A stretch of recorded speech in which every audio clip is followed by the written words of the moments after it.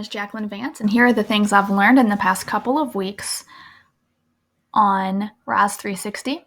First, I've learned how to create a process block to simplify the amount of information that students are taking in. That reduces cognitive overload. A lot of the features on RISE 360 are cool, but there's a lot of information there. I've also learned how to embed HTML into the course to bring in tech tools without having to have students click on various links, and that simplifies the process. I've learned how to incorporate files so that students can download rubrics, checklists, and things that they can use again later. I have learned how to export courses, which is very helpful, into various file formats like PDFs and SCORM.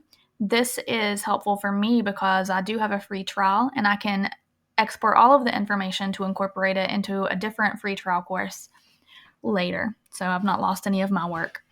And I've also learned how to add the continue button to add fluidity. As simple as that was, I didn't know that it wasn't automatically there. So going to my course,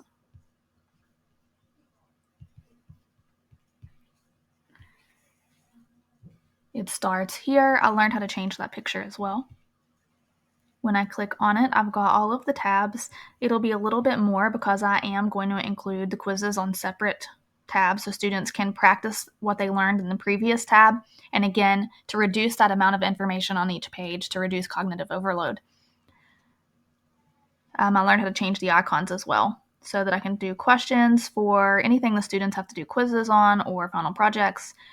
The button that shows students that they're going to be interacting basically with what is on the page.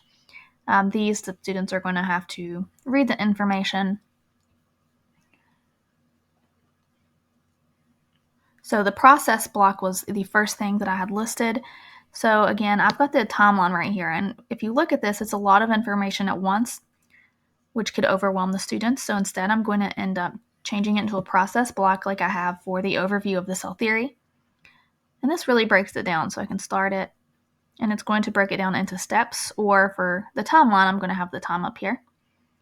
So it's just a little bit of information at once that they can click through. And at the end, I can even have the summary to wrap it up.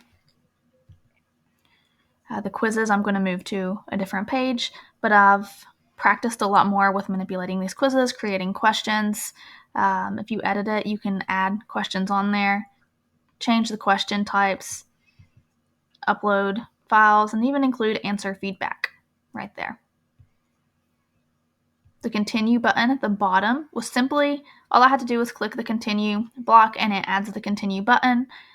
I was not aware that that wasn't automatically there for me, but it does create a course with way more fluidity so students aren't having to figure out where they're at in the course and they can just continue through it so that there is a flow there.